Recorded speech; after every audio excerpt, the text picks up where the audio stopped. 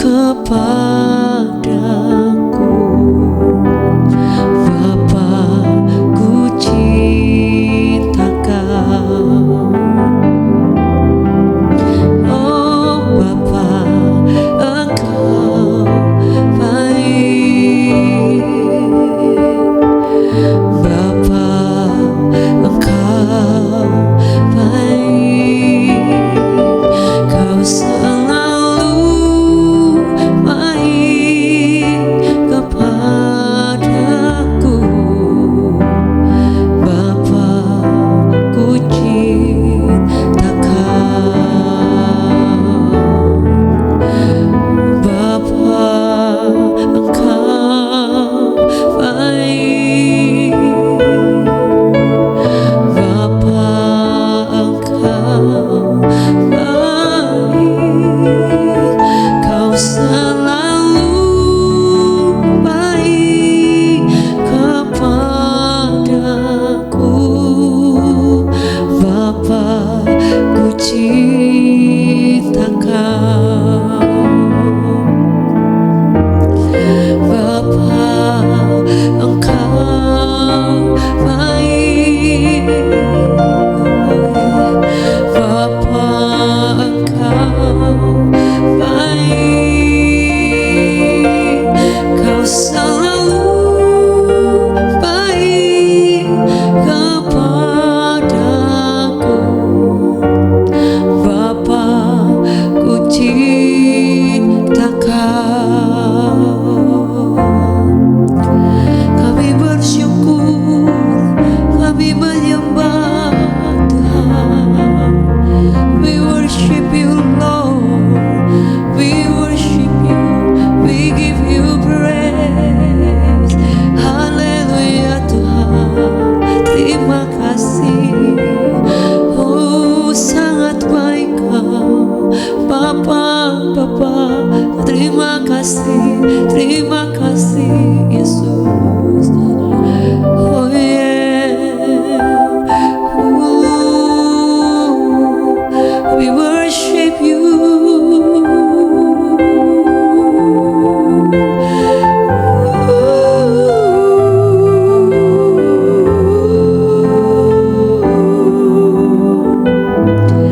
Haleluya. Amin Tuhan.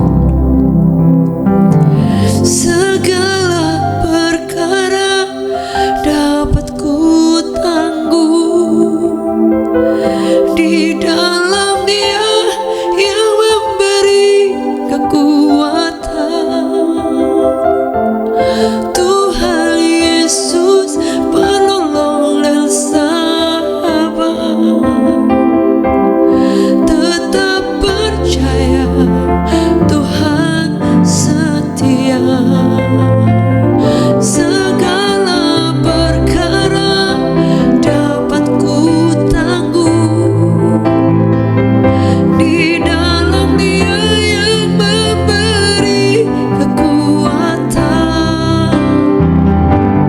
Tuhan Yesus penolong dan sahabat. Tetap percaya Tuhan setia. Segala perkara dapat ku tanggung di dalam Dia yang memberi kekuatan. Tuhan Yesus penolong dan sahabat. Tetap percaya Tuhan setia. Segala perkara dapat ku tanggung di dalam Dia yang memberi kekuatan. Tuhan Yesus penolong dan sahabat.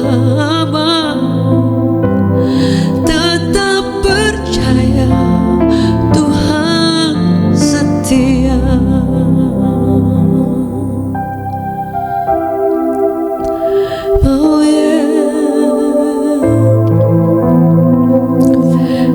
Ya Tuhan yang sangat setia Tuhan, Kau sungguh luar biasa. Makasih Tuhan. Amin. Amin. Makasih Tuhan. Makasih. Makasih Tuhan.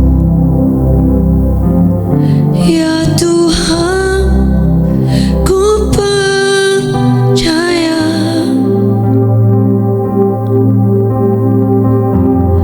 aku percaya lewati lembah air mata, aku percaya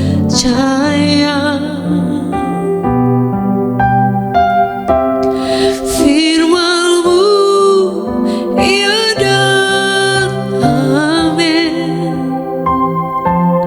Aku percaya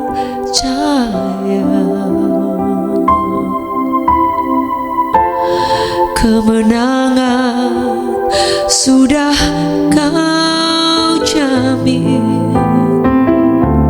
Aku percaya ya Tuhan, ku percaya aku percaya lewati lembah air mata, aku percaya firman-Mu ya dan amin. Aku percaya kemenangan sudah Kau jamin. Aku percaya Tuhan Yesus setia. Dia sahabat kita dalam segala susahku, selalu menghiburku. Dia mengerti bahasa tes-tesan air mata, waktu badai mengamuk dan gelombang menyerang. Tuhan Yesus setia. Tuhan Yesus setia. Dia sahabat kita dalam segala susahku, selalu menghiburku. Dia mengerti bahasa tetesan air mata, sewaktu badai mengamuk dan gelombang menyerang. Tuhan Yesus setia. Waktu badai mengamuk dan gelombang menyerang, Tuhan Yesus setia.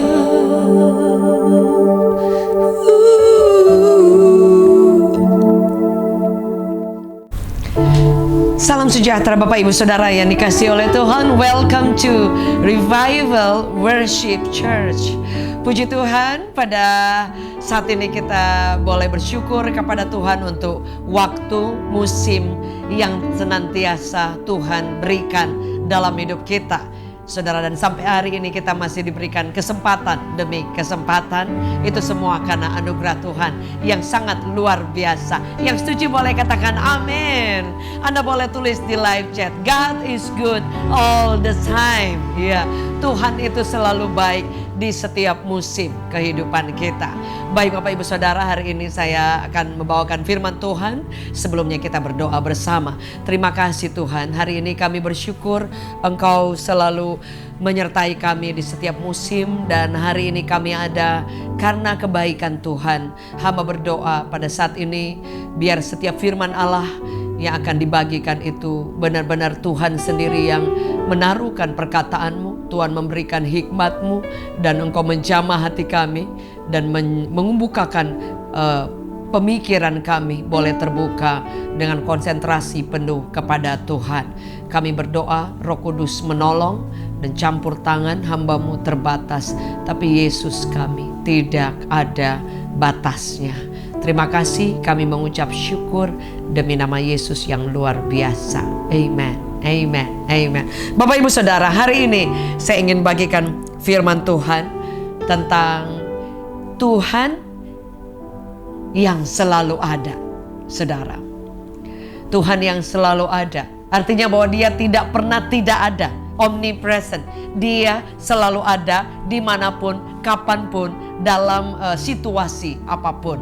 Saudara, karena Tuhan yang kita sembah bukan hanya di satu kurun waktu, di satu musim, di beberapa tahun tertentu Dia ada. Mungkin kita pernah mendengar kabar-kabar ketika terjadi beberapa revival, kegerakan di setiap musim. Kemudian beberapa tahun mungkin terjadi kegerakan, terjadi lawatan Allah, terjadi revival. Dan kemudian kadang kita berpikir, oh ada waktunya, seperti tidak ada kebangunan rohani, tidak ada kegerakan. Saudara, kita boleh melihat yang ketika musim sebelum COVID dan kemudian pas COVID. Sepertinya orang Kristen, kekristenan iman kita, sepertinya kita hampir tidak pernah melihat mujizat dan kuasa Allah, bahkan kegerakan Allah. Orang bahkan stay at home, orang di rumah dan tidak ada kegiatan yang seperti hari ini. Tapi buktinya kita boleh ada di musim itu dan kita boleh lewati semua dan kita ada di musim yang baru pada saat ini. Tapi kadangkala tidak bisa kita pungkiri, ada saatnya kita merasa Tuhan itu tidak ada. Mungkin sebagian orang berkata bahwa oh saya baik-baik saja, karena mungkin pemahaman kita bahwa ketika kita dalam keadaan nyaman, ketika dalam keadaan semua serba oke, saudara, kita akan berkata bahwa secara tanpa kita sadari, oh kita ada Tuhan atau tidak ada Tuhan yang kelihatan pun, saudara, kita tetap bisa menjalani hidup ini. Saudara, sekali lagi, ada Tuhan atau tidak ada Tuhan, hidup akan berjalan semestinya. Karena kita melihat dari dasar kenyamanan, kita nyaman apa enggak, semua tersedia apa enggak, jalan aman-aman saja atau enggak. Dan kemudian saudara akan memutuskan dan menyimpulkan bahwa I am okay, aku nggak ada masalah apapun. Nah kemudian ketika ada di musim baru saudara mengalami sesuatu pergumulan, nah di situ baru kita sungguh-sungguh membutuhkan Tuhan. Engkau di mana? Aku butuh Engkau, saudara. Padahal Tuhan itu selalu ada, saudara. Di musim yang kita dalam keadaan yang baik ataupun dalam keadaan tidak ada hal yang baik yang kita lihat, Dia tetap ada. Tapi kadang-kadang kita harus jujur. Mungkin ada beberapa di antara kita sedang mengalami sepertinya Tuhan gak ada. Sepertinya kita berseru Tuhan diam. Sepertinya kita sudah berdoa, kayaknya Tuhan gak ada jawaban apa-apa, gak ada peneguhan apa-apa, gak ada suara Tuhan, gak ada sesuatu yang kita bisa lihat, saudaraku yang kekasih. Sehingga kita akan merasakan bahwa oh, Tuhan itu Tuhan yang kadang ada, kadang gak ada ya. saudara.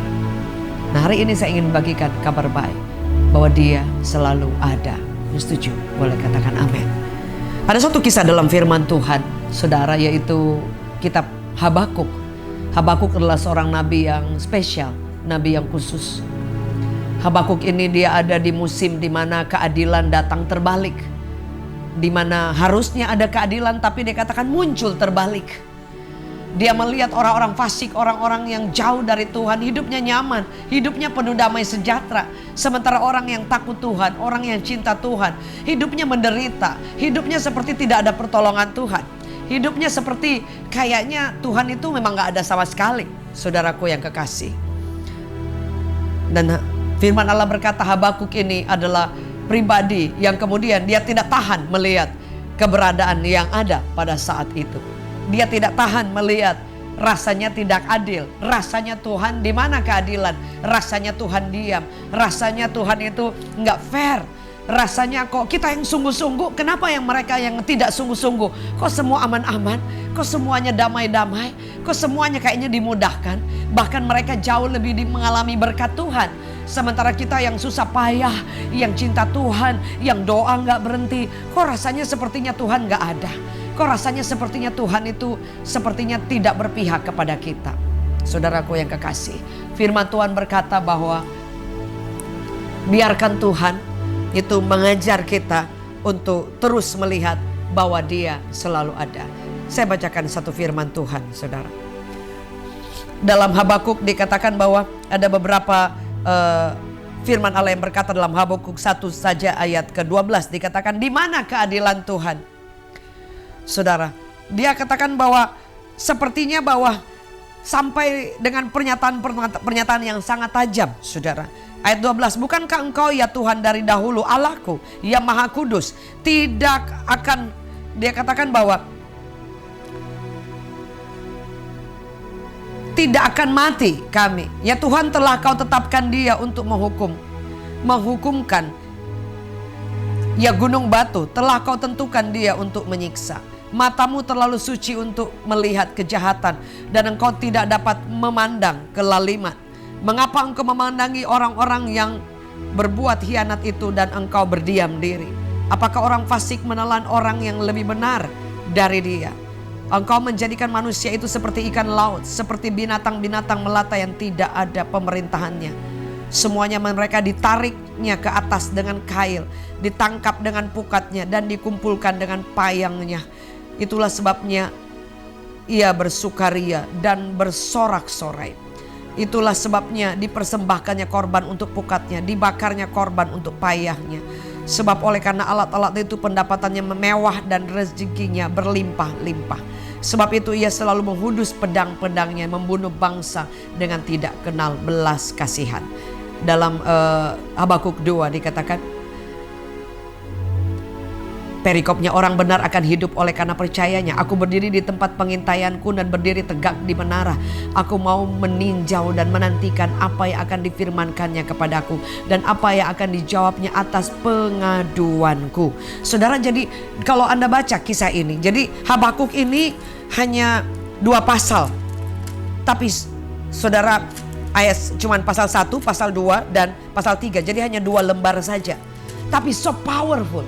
Jadi nabi ini adalah nabi yang ada, dan nabi ini adalah nabi yang berteriak, nabi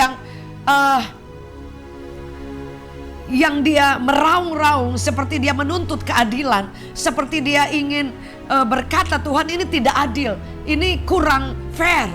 Kenapa orang-orang yang fasik itu seperti lebih oke, sementara orang-orang yang dikatakan bahwa orang-orang benar, orang-orang yang takut Tuhan itu sepertinya susah payah sekali. Dia katakan bahwa matamu terlalu suci untuk melihat kejahatan dan engkau tidak memandang dan tidak dapat mendapat kelaliman. Tapi mengapa engkau memandang orang-orang yang berbuat khianat itu dan engkau berdiam diri? Mengapa orang fasik menelan orang yang lebih benar? Jadi melihat ada orang-orang yang tidak takut Tuhan, bahkan menginjak-injak, bahkan mungkin tidak menghargai, ataupun dengan bahasa sederhana, orang benar lebih menderita daripada orang yang tidak takut akan Tuhan. Saudaraku yang kekasih, bahwa ketika kita hidup dalam Tuhan, ketika kita hidup mengikuti Tuhan, kita punya Tuhan yang luar biasa. Kita punya Tuhan yang tidak diam. Sekalipun Habakuk melihat itu dan dia merasa seperti Tuhan ini gak fair, Tuhan ini gak adil. Ada banyak hal yang membuat dia punya alasan untuk kecewa, untuk marah.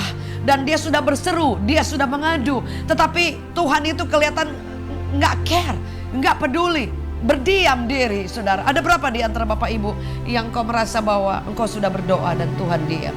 Engkau diperlakukan tidak adil, engkau mengalami ketidakadilan, tetapi sepertinya Tuhan diam. Engkau berdoa cukup lama, engkau bergumul cukup lama, enggak ada suara apa-apa, enggak ada tuntunan apa-apa, enggak ada pembelaan apa-apa. Saudara, apa yang dilakukan oleh Habakuk? Dia berseru, dia berteriak, dia katakan kenapa keadilan muncul terbalik. Saudara, ada saatnya semakin kita bertanya, semakin kita tidak mendapatkan jawaban. Karena kadangkala Tuhan diam. Bukan berarti tidak bersuara, tapi Tuhan punya agenda, Tuhan punya kedaulatan. Dia punya rencana yang tidak bisa diganggu-gugat atau diintervensi oleh siapapun. Yang setuju boleh katakan amin. Kalau memang dia belum menjawab doa kita, itu suka-suka Tuhan.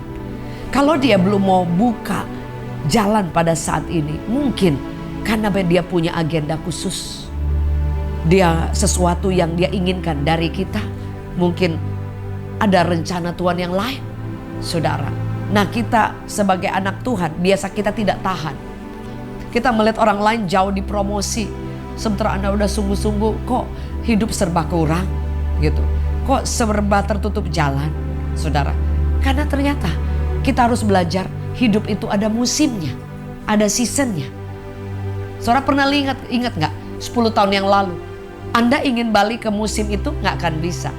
Iya kan? 5 tahun lalu aja Anda ingin balik ke musim yang Tuhan percayakan itu, gak akan bisa balik lagi. Sebab itu saya selalu mengingat bahwa waktu tidak bisa ditarik ulang. Itu yang kita harus ingat. Waktu hari ini, tanggal ini September 4. Ya. Tidak akan pernah ketemu lagi ketika di tahun depan kita ada di bulan September yang sama.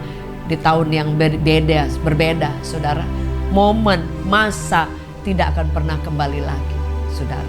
Sebab itu kita perlu tahu Tuhan sedang bekerja di musim apa buat kita. Tuhan sedang membawa kita ke season mana. Tuhan sedang mengajar kita apa.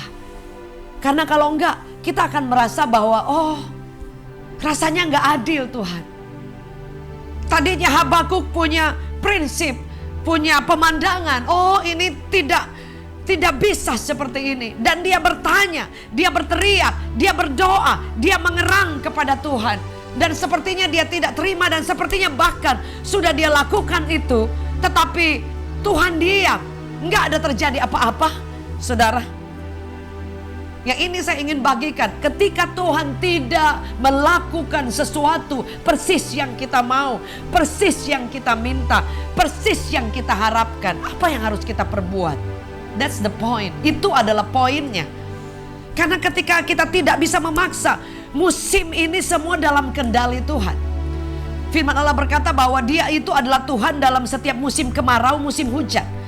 Musim apapun. Saudara, kalau baca dalam Mazmur dikatakan bahwa orang yang berbahagia itu ketika kita hidup itu mendekat kepada Allah. Kita seperti tertanam hidupnya di tepi aliran air yang tidak akan mengalami masa kering. Kalau memang kita ini ada di dekat Tuhan, ada sumbernya.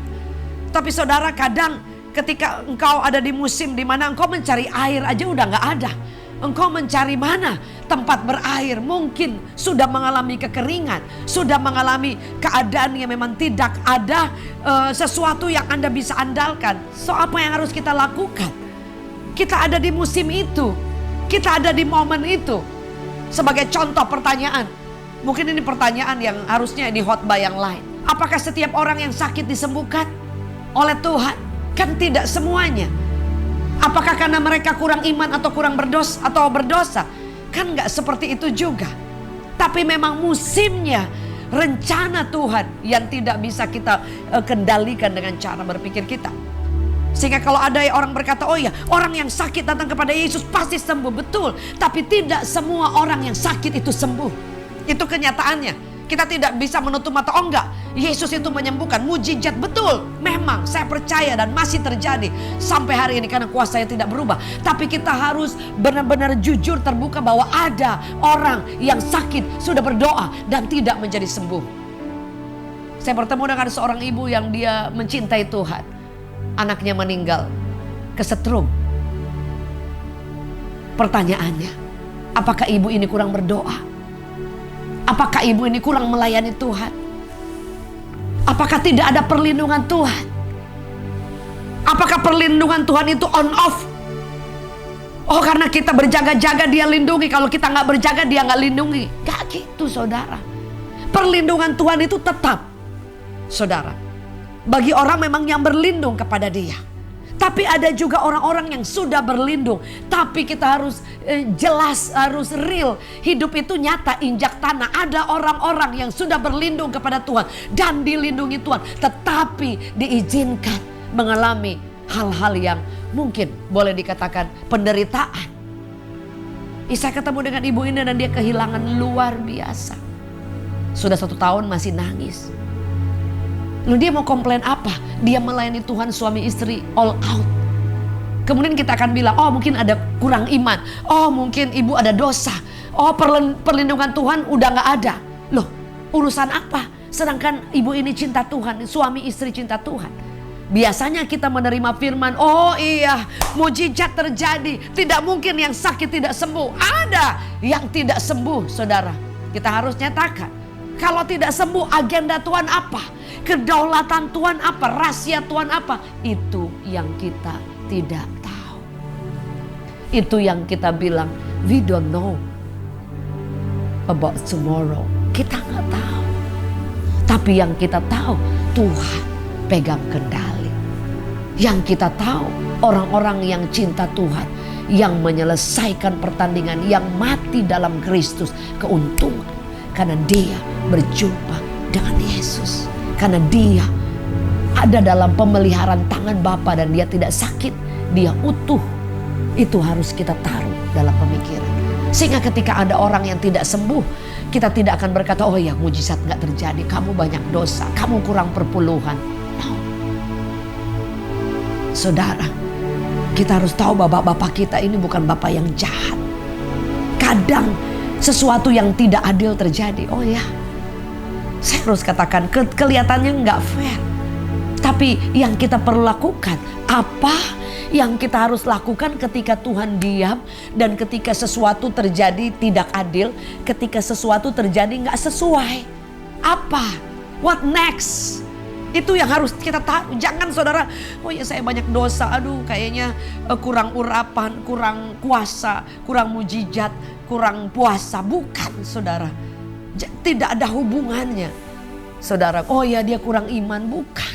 Memang Tuhan mau panggil anaknya dengan cara itu. Iya kan? Seorang dokter berkata kepada saya, semua orang yang bahkan dia jalan jatuh patah kakinya, itu tergolong kecelakaan. Tergolong sakit. Ilmu kedokteran. Sekalipun dia itu kan kayak kecelakaan. Jadi saudara, Tuhan mau panggil kita dalam lagi berdoa, Tuhan mau panggil bisa. Lagi penyembahan, lagi pelayanan bisa. Ada orang dengan cara-cara yang kita tidak tahu. Yang pasti kita selalu minta, Tuhan seluruh keluarga kita dalam perlindungan Tuhan. Tetapi jika masih diizinkan Tuhan terjadi, itu yang saya ingin membawa kita memiliki pemikiran yang lebih luas lagi, saudara. Bagaimana jika terjadi ketidakadilan? Bagaimana ketika orang-orang yang gak sungguh-sungguh lebih luar biasa? Bagaimana ketika hal-hal yang kita tidak harapkan, yang kita takutkan, justru itu yang terjadi? Saudara, karena kadang kita hanya menyerap firman itu mentah-mentah saja. Oh iya, saya udah cinta Tuhan, perlindungan Tuhan, oh iya. Saudara akan kecewa ketika diizinkan. Saudara akan kecewa ketika saudara sudah cinta Tuhan, saudara sudah melayani, saudara sudah all out, sudah kasih persembahan, sudah kasih semuanya. Tapi ternyata tetap ada pergumulan, tetap mengalami kekurangan. Saudara, bukan karena oh ya kayaknya saya orang Tuhan lihat saya imannya kurang, kayaknya gak pantas. Bukan saudara, apa rencana Tuhan, apa maunya Tuhan. Itu yang kemudian Habakuk belajar untuk dia mengalami transformasi cara pandang yang nanti at the end saya akan sharekan saudara. Karena ada banyak orang yang kemudian menjadi kecewa dengan Tuhan. Dalam Mazmur 73, Daud pun sempat bertanya. Dia katakan seperti ini. Saya bacakan. Sesungguhnya Allah itu baik bagi mereka yang tulus hati, bagi mereka yang bersih hatinya. Tetapi aku, kata Daud, sedikit lagi maka kakiku terpeleset, nyaris aku tergelincir. Oh banyak banget kemalangan, banyak banget kesulitan. Salah dikit ada ngalamin kesulitan dan masih banyak hal yang lain. Saudara, ayat 3. Tetapi sebab aku cemburu kepada pembual-pembual. Kalau aku melihat kemujuran orang-orang fasik. Dia kata orang-orang yang gak cinta Tuhan kok malah mujur, sukses, berbahagia, diberkati. Saudara, sebab kesakitan tidak ada pada mereka. Ayat selanjutnya dikatakan ayat 5, mereka tidak mengalami kesusahan manusia. Mereka tidak kena tulah seperti orang lain. Oh kayaknya aman-aman, kayaknya sukses terus, kayaknya gak pernah ada kesulitan. Kita kok susah ya, ngalamin proses, kehilangan. Oh banyak banget saudara. Dan ada ayatnya yang lain saudara. Sampai mereka dia berpikir seperti ini, ayat 11. Dan mereka berkata, bagaimana Allah tahu akan hal itu? Adakah pengetahuan pada yang mati? Sehingga banyak orang menjadi sombong. Oh tanpa Tuhan juga kita bisa. Ayat 12, sesungguhnya itulah orang fasik. Mereka menambah harta benda dan senang selama-lamanya. Saudara, ayat-ayat terakhir kalau saudara baca, dia katakan ayat 17. Ayat 16, tetapi ketika aku bermaksud untuk mengetahuinya, hal itu menjadi kesulitan di mataku. Kan jadi sulit, kita jadi bingung sama Tuhan. Saudara udah doa, saudara melayani Tuhan cukup lama, kok diizinkan kesulitan, kok diizinkan beban-beban, pergumulan-pergumulan yang sulit sekali. Saudara, dan Daud bilang, sampai aku masuk ke dalam tempat kudus Allah dan memperhatikan kesudahan mereka. Artinya, saudara, hidup itu bukan seberapa hebat engkau hari ini, seberapa bahagia orang engkau hari ini, no. Seberapa berkat yang limpah hari ini, no. Hidup ini, seberapa hidupmu yang engkau alami hari ini dan engkau merasa Tuhan, kau sangat baik. Rubah cara pandang untuk melihat Tuhan, kau tetap baik, kau selalu baik. Saudara akan merasa Tuhan adil, saudara akan merasa Tuhan itu baik banget. Sekalipun mungkin kita serba gak seperti yang kita lihat orang-orang di luar, saudara. Karena kan Tuhan ada di setiap season, saudara. Mungkin hari ini season kita seperti ini, tapi ada esoknya. Dia katakan ada musim di mana kita yang menabur dengan air mata, kemudian akan dengan sorak-sorai kita akan pulang. Itu pasti. Masalahnya kita harus pecahkan dulu bagaimana cara kita menghadapi keadaan ini. Itu poinnya. Yang saya ingin bagikan, Habakuk. Dia menulis satu ayat firman Tuhan yang memang menjadi viral ya. Ayat dia katakan sekalipun pohon ara. Saudara, saya bacakan saudara. Dikatakan seperti ini saudara. Saya kembali ke Habakuk. Dia katakan, oh luar biasa. Dia mengalami transformasi yang sangat dahsyat. Saudara, orang yang mengalami transformasi cara berpikir kita, saudara, akan menjadi orang yang kuat di setiap musim. Boleh tulis di live chat. Kuat di setiap musim. Engkau tidak akan pernah melihat Tuhan hanya dari satu sisi saja. Engkau akan melihat secara overall seluruhnya. Dan ketika dalam perjalanan yang sampai akhir, baru kita bisa melihat, oh Tuhan, kau luar biasa. Amin. Amin.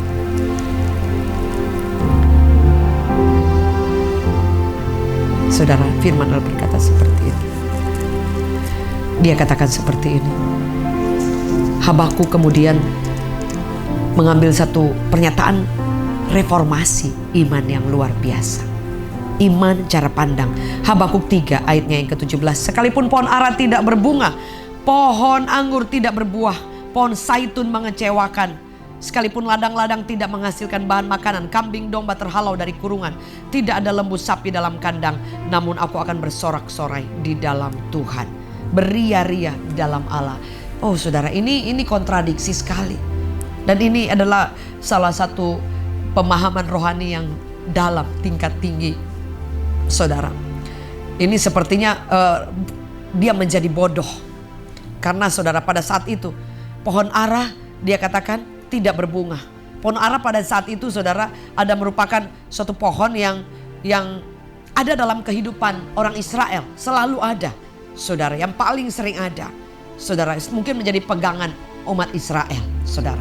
Sehingga ketika Tuhan mengambil semua yang menjadi pegangan, sesuatu yang selalu ada, ya kan, akan menjadi ada yang hilang. Dalam hidup kita kadang Tuhan mengambil apa yang biasanya ada, kenyamanan, mungkin penyertaan orang, atau mungkin keuangan, atau mungkin semua hal yang biasanya ada. Apa sih yang pernah diambil dalam hidup kita? Nah kalau tidak ada, apa yang kita harus lakukan? Kita harus punya pemandangan bahwa Tuhan, Engkau selalu dahsyat, Engkau tetap luar biasa. Itu yang hebat. Kemudian dikatakan bahwa dia dikata pohon ara tidak berbunga, pohon anggur tidak berbuah. Saudara, pada zaman itu saudara, orang-orang yang mengalami kehidupan yang serba cukup saudara. Pada zaman itu kalau orang ada pohon anggur, ya di lambang pohon anggur itu ketika mereka panen, mereka bersuka cita. Jadi lambang kemakmuran, lambang luar biasanya orang saudara. Jadi suatu kehidupan. Jadi ketika semua sesuatu diambil dari Tuhan, semua damai sejahtera kita, sukacita. Pohon anggur kan itu lambang apa sih namanya? Kayak sesuatu pegangan hidup yang lambang sukacita, lambang kemakmuran, lambang damai sejahtera. Dan ketika semua diambil, saudara, artinya kita ada di momen kok menangis terus ya, kok susah terus ya, kok ngalamin hal-hal yang terjepit terus ya. Jika Tuhan di dalam kita, Dia bisa rubah. You turn my mourning into dancing. Itu yang harus dirubah. Saudara, musim boleh berganti, tapi cinta Tuhan tidak akan ada habis-habisnya. Contohnya, saudara melewati musim sulit, tapi hari ini masih kuat gak? Masih kan? Itu siapa yang melakukan kalau bukan Tuhan? Saudara pernah gak yang sampai mungkin di momen-momen udah paling sulit, tersulit, tapi besok kok masih kuat ya? Kita bangun masih lihat matahari, masih kuat ya? Kita berjuang lagi, kita berjuang lagi. Apa yang harusnya membuat kita diubahkan lagi? Cara berpikir kita, Tuhan Engkau ada. Buktinya aku kuat, buktinya aku bisa lewatin ini. Artinya Tuhan itu ada segala waktu, saudara. Dia benteng hidup kita. Dikatakan bahwa kemudian ketika diambil semua damai sejahtera, kesulitan diambil, saudara. Habakuk itu mulai tetap merubah cara berpikirnya untuk tidak tergantung dengan benda-benda apa yang bisa membuat dia nyaman, untuk menyatakan penyertaan Tuhan. Saudara, kadang Tuhan ambil itu supaya ingin lihat kita masih aman gak tanpa sesuatu yang mungkin membuat kita nyaman, membuat kita tenang, saudara. Bahkan dikatakan bahwa sampai lembu sapi gak ada. Artinya gak ada sesuatu yang mereka punya. Pada zaman dulu orang yang punya banyak lembu sapi juga itu lambang kejayaan mereka, lambang kekayaan mereka, saudara. Sehingga ketika itu diambil, kita kayaknya gak punya harga diri. Kita kayaknya rasanya kayaknya di mana sih janji Tuhan? Ya, ketika Tuhan ambil semua yang membuat rasa kebanggaan kita, Tuhan sedang ambil semuanya supaya tidak ada lagi rasa kebanggaan kita selain hanya di dalam Tuhan. Paulus bilang, aku berbengah di dalam Tuhan, saudara. Dan dikatakan bahwa ladang-ladang menghasilkan bahan makanan, kambing domba. Ini udah paling tertinggi, udah paling kayak ilmu udah paling tertinggi. Sudah gak ada semuanya, saudara. Tapi luar biasa, saudara. Habakuk ini tetap merasa bahwa semua serba kurang, serba apapun. Tapi Tuhan, dia rubah. Tuhan, aku akan bersuka cita, aku akan bersorak-sorai. Oh, ini bukan cuma biasa. Bersorak-sorai itu teriak, shout. Dia benar-benar bersuka cita. Dia kan beria-ria. Ria-ria itu girang banget, saudara. Di mana? Di dalam Tuhan yang memberi kekuatan kepadaku. Jadi ternyata yang membuat kita kuat cuma Tuhan. Yang membuat kita mampu bersuka cita cuma Tuhan. Yang membuat kita merubah cara pandang kita untuk melihat Tuhan ada loh. Dia ambil kenyamanan, dia ambil sukacita, damai sejahtera. yang kita taruh di benda atau di keadaan yang melekat kepada sesuatu yang kita punya diambil. Tapi Tuhan, Kau tidak pernah pergi dari hidupku. Saudara, itu sangat luar biasa. Jadi sesuatu yang hanya kesetiaan kita hanya karena seasonal aja. Oh, ada berkat kita setia, ada mujizat kita setia, Tuhan buka jalan kita setia, Tuhan angkat promosi kita setia. Bagaimana ketika semua diambil? Masih setia enggak?